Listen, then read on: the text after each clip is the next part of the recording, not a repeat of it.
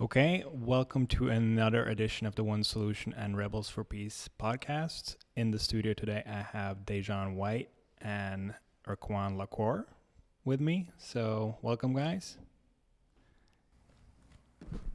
Thank you. Thank you.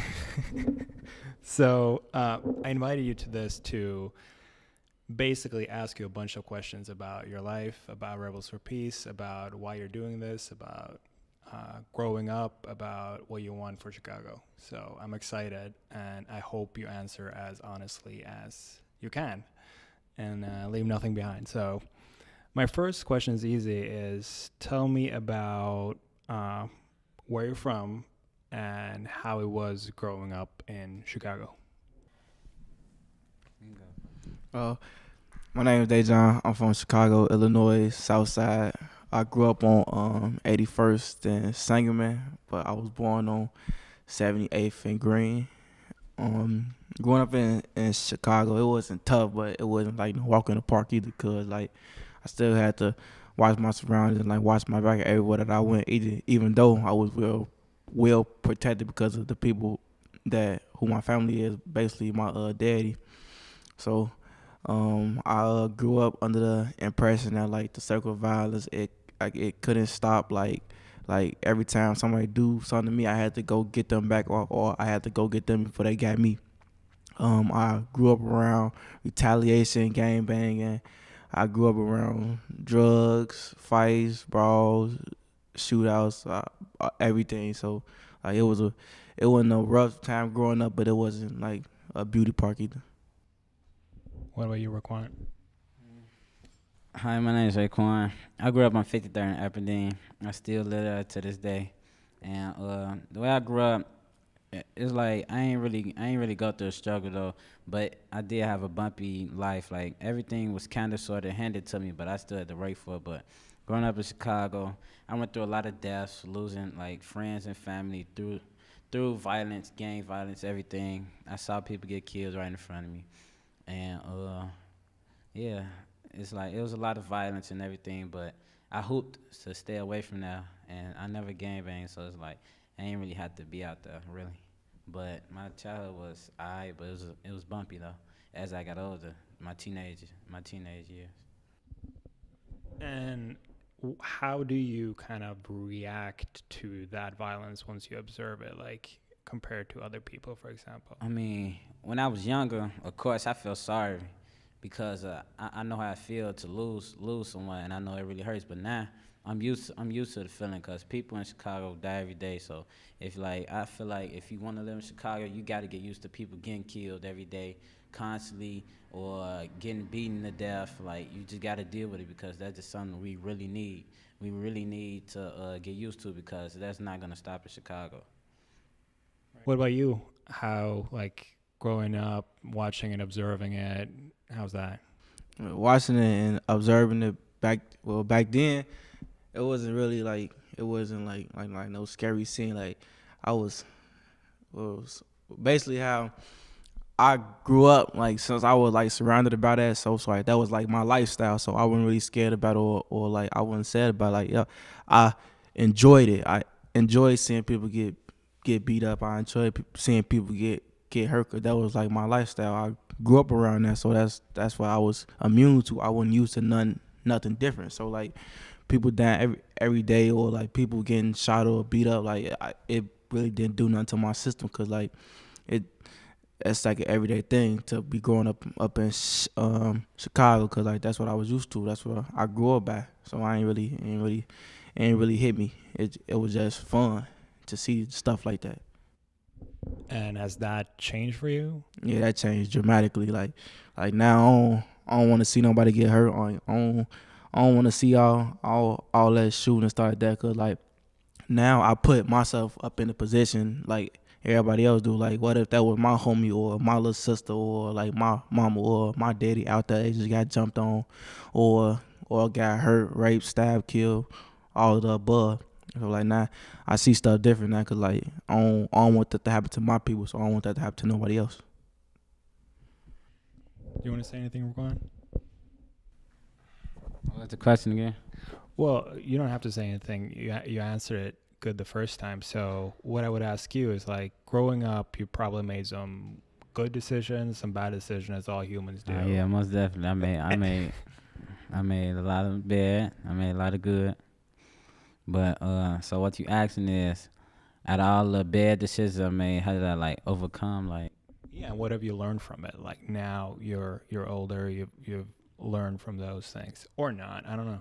I learned that the streets not really made for you, because to me the outcome of you being in the streets is either killed or in the jail, and you don't want to be in jail because it's a lot of people down your back. And then school and juvenile is not fun, of course, obviously, because it's juvenile. You don't want to live somebody over your neck 24/7, and then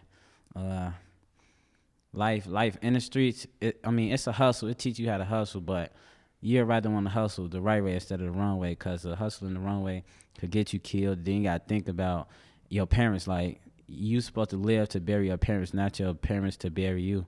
And I know that's a hard feeling, because I saw a mother that lost a child in both ways. She lost a child through violence, and she lost a child just at the wrong place, wrong time. And I know her pain and hurt.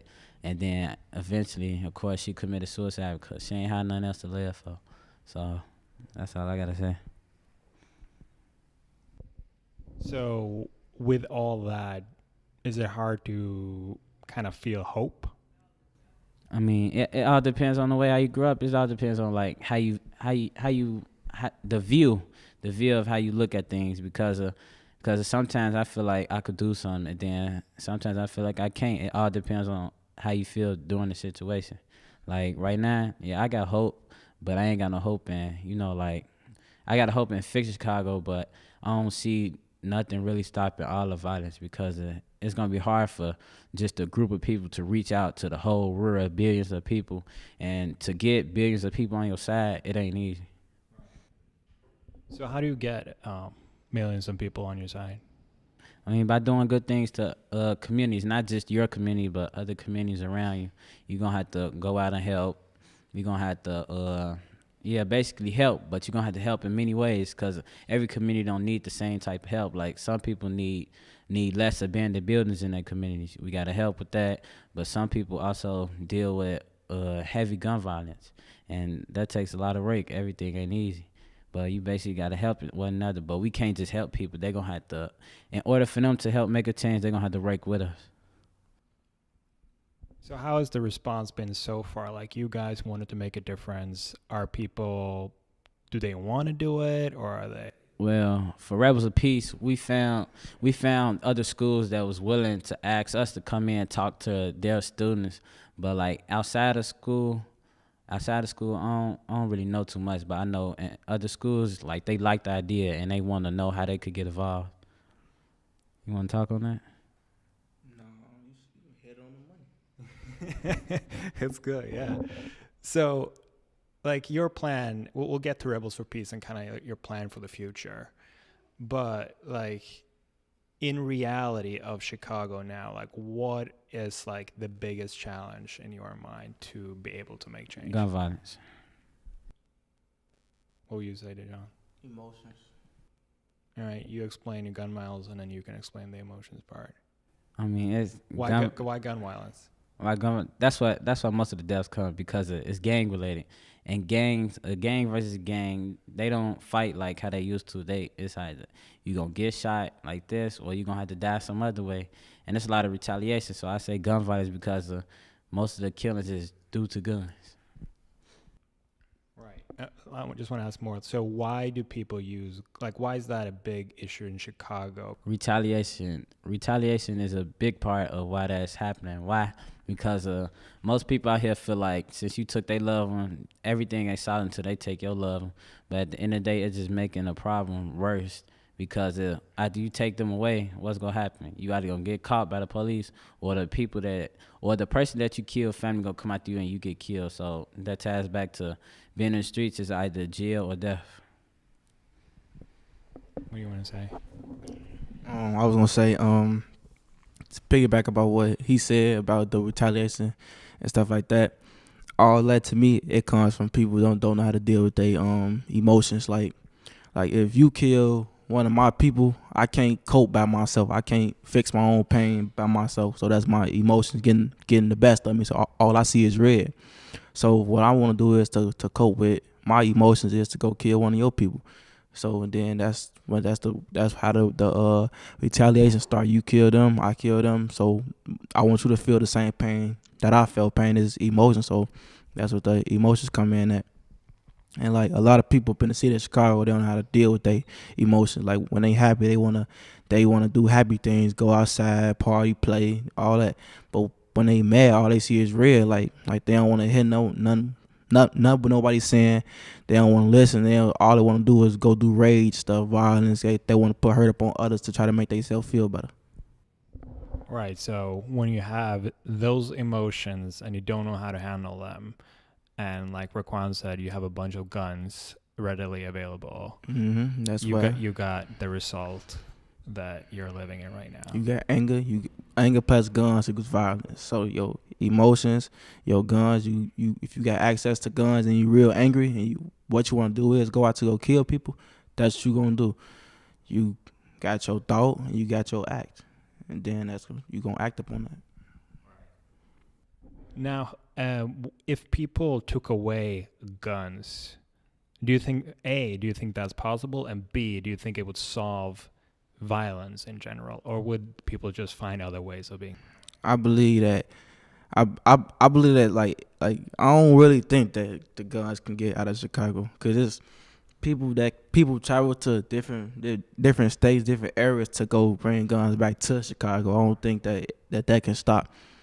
And no, I don't think that that's gonna stop the violence, because like up in a lot of videos up on Facebook and up on social media, kids being killed with bats, poles, tasers, everything, like anything that they can pick up with. Like I saw this girl up on Facebook, she got killed with a knife, and so she got That's killed. on Facebook. Yeah, it's up on Facebook. So where do you find these videos? It's just like people will post them, and people just keep sharing. It's like a trending thing, and it just trend all over Facebook. So no, I don't think if you get the guns out the violence, it's gonna do well, because people gonna find other results to try to kill somebody or hurt somebody. You want to talk on that? I feel like it's too many guns on the streets to be taken off of, and the safest if you take it out of Chicago, it's gonna be somehow in some way somebody gonna find a gun, and if they take the gun out the street, it's still gonna be violence for everywhere. About anything on earth that you could pick up, you could kill somebody with it. You just gonna have to find a way to use it until finally kill somebody. But violence will never stop. I strongly agree with that statement. Violence can never stop, because violence is gonna be for everywhere. Now, can the number, like the percentage of crime rates, go down? Yeah, it can go down if everybody's willing to work to make a change, but violence will never stop. Right. So even if you take away the weapons, the violence isn't handled, but you will find a way. Then they got their hands. That's gonna encourage somebody to, go out, learn a little fighting technique like boxing or martial arts or karate or something, and they're gonna use that to beat somebody to death. But now, you can use bets and everything, so anything. Right. Yeah. Dajohn? Yeah. I was gonna say that back to what he was saying, that if you take the guns about the street, the violence ain't gonna stop. I think the best solution is like just to change the way that people think, like to get them a new state of mind, a new way to cope with their anger. Like people that like do drugs and stuff like that, at their mind, they start acting crazy. They want to do crazy stuff, and that's pushing to hurt somebody. And somebody kill one of your people, that's push you to go hurt somebody. But like if you change the way that they think, and like if you make it sense to them that like they don't gotta hurt nobody to try to make themselves feel better, I think the violence rate is gonna drop. But I'm with him up on I don't think the violence gonna ever stop. I just think the numbers can't go down. Right. So that takes us to kind of like the crux of why you guys started Rebels for Peace, was to kind of speak to that mind and thinking piece. Because like when we first moved to Chicago and we met you, like there were hundreds of programs trying to help Chicago, which is great. Like their police are trying to get rid of guns. People are like everyone's trying to fix that thing, but nobody's looking at what you said. people's thinking and people's mental health and their state of mind. So why are you excited about that part, and why does Rebels for Peace like want to help with that? Um, I'm excited about that because, for one, I never thought that my mindset could change. So like that was an eye opener for me, cause like fighting was fun to me. All the crime stuff that I did up in the past, it was fun to me. Like, but like now I see like all that stuff. It wasn't worth it. Like those fights I had my freshman year and my sophomore year, and I got suspended. It wasn't really worth it because like I missed school days. Like I almost went to summer school. I had to make it work. All that. It wasn't worth it. So like now, like that, I'm excited about that because I want to give back like the hope and like the faith to my homies that like we can change as a unit instead of trying to change like individually. We can change as a group. Like we don't gotta look at the people like they different just because the area that they live in. Like we all the same people. We bleed the same, eat the same, but we just live in different areas. We all from the same struggle. We just got different points of view. What was the question again? Basically, yeah. What's the question? Well, the question is like you guys started Rebels for Peace. You now have had a peace jam. You want more rebels, and you're looking at the mind as a solution. And why is that kind of the solution compared to like whatever else people are doing? I mean, we just trying to make a change. But to me, what makes us different from everybody else is because everybody else started nationwide. So I feel like us starting from a smaller group, working our way up, instead of starting for those high standards, I feel like we got a better chance because we're not just getting adults that's trying to join the group. We actually getting teenagers. And mainly when they do the marches and everything, I feel like the children that's up in the march is mainly forced by the adults because the adults the one that's want to help make a change, and the children not. Now it's children coming up to us, not just adults. So I feel like we doing good. And I feel like we set good examples to help make a change. Don't get me wrong, I made a lot of bad decisions. I regret them, but I don't regret them at the same time. I regret them a little bit because, it messed up my background. But, of course, I don't regret it because you learn things. I believe in that term. You learn things. You learn new things every day. And I feel like with those little bad choices I made, I could actually stop somebody from making a choice I made because I know the outcome. It's not just going to be exactly like mine or worse. And the stories that I got is actually bad, so of course nobody want to go down the bad route. But that's why I don't, because I learned from my mistakes.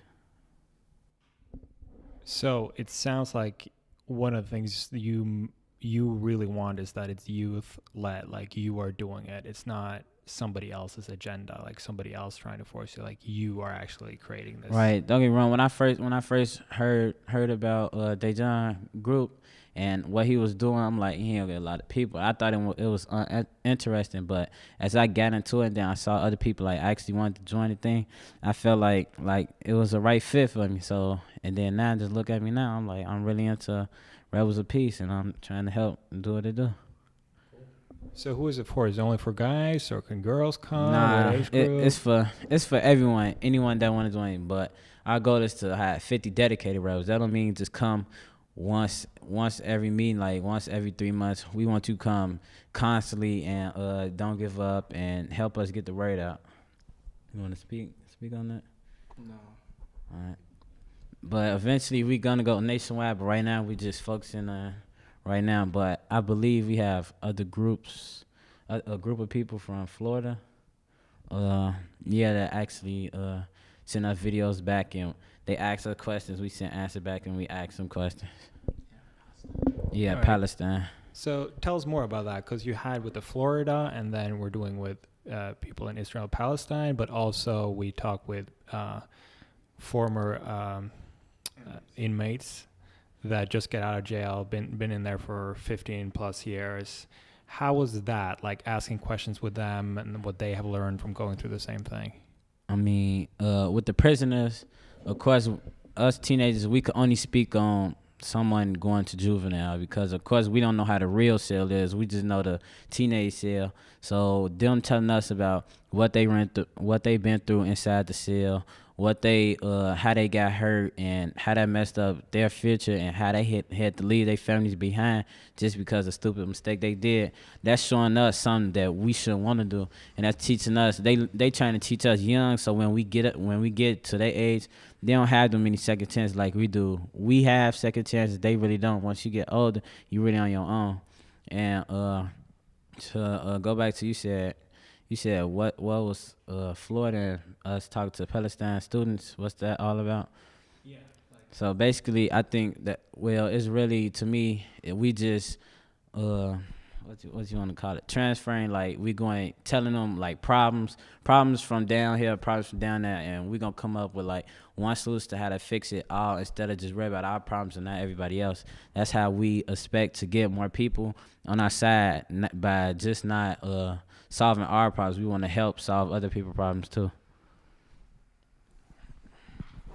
I just when I don't. He spoke good. I don't really got nothing to say. I just wanted to say what I gained from the prisoners when they were sending the videos and the answers to us. What I gained from that was, and I know like this is with like a lot of different people up in the city of Chicago. Like the people up in the jail. Like I asked them how did they homies feel like how did their homies feel when they told them they were just trying to change their life and not trying to do the old stuff that they was doing. And like I feel like, and they said that they homies thought that they was lying, like they was playing, but once they really like saw that they was trying to change themselves, like they piggyback on with what they was doing to try to change their life to pick themselves up too. And I feel like that's really powerful because a lot of people scared to be they self, like to stand up for a change because they afraid about what other people's gonna think. I ain't gonna lie, I was a little scared too, but hey, you gotta start somewhere. So my homies, they wasn't all up on my side, but most of them was. Some of them wasn't. They thought that like I was like a punk or something, or I was trying to chicken out because the ops was trying to get at us or whatever they want to call it. So, I still stuck to what I was doing, and now I got a lot of my homies behind my back. Well, all of them behind my back now, trying to help me out to build what I'm trying to build. So, that's what I wanted to say, to share with everybody. Cool. So, for somebody who might be listening or in Chicago, like a teenager that maybe is afraid or don't know what to do or is hopeless or has family that has been in jail or has been in jail himself or herself, like what would you say to that person? I would say to people that listen that's afraid, I would tell them take a chance and break down the wall. Like don't try to stand behind the wall that's been built because you're afraid about what other people gonna think of you. So just take a chance and break down the wall. And for the people that got family members that's up in jail or people that's been up in jail, like Reakwon was saying, jail ain't for nobody. I wouldn't wish that on my worst enemy. So like, do what you gotta do. Stay out of jail. Stay peaceful. And stay humble.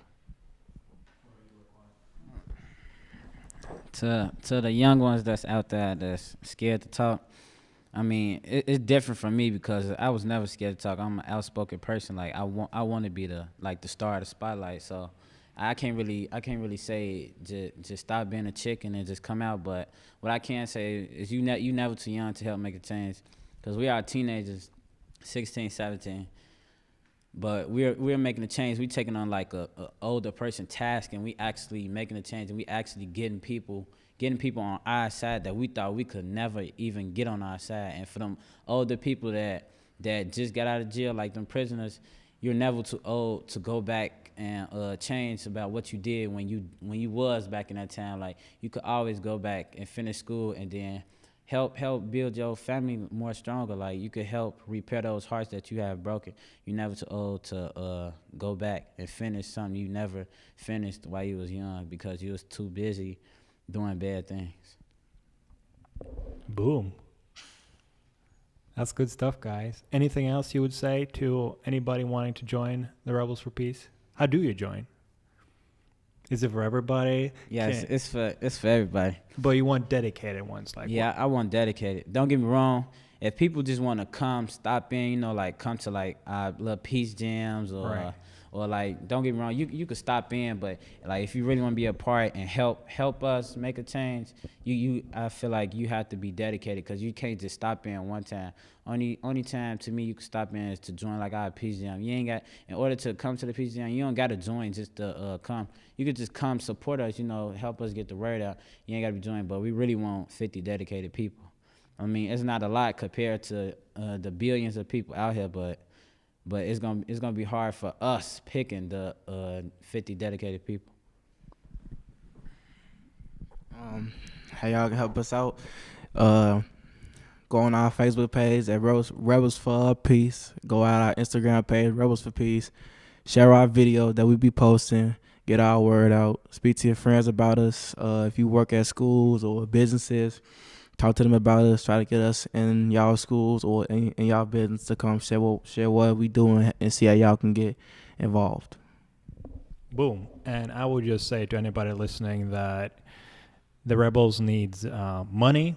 Yes, they need people. They need resources. They need connections. They need introductions. They would go anywhere asked of them. So whoever's listening who wants to help these two guys and all the other future Rebels, I would say do it, and do it now, because it's needed. So anywhere as possible. We are global, so anywhere as possible. Boom.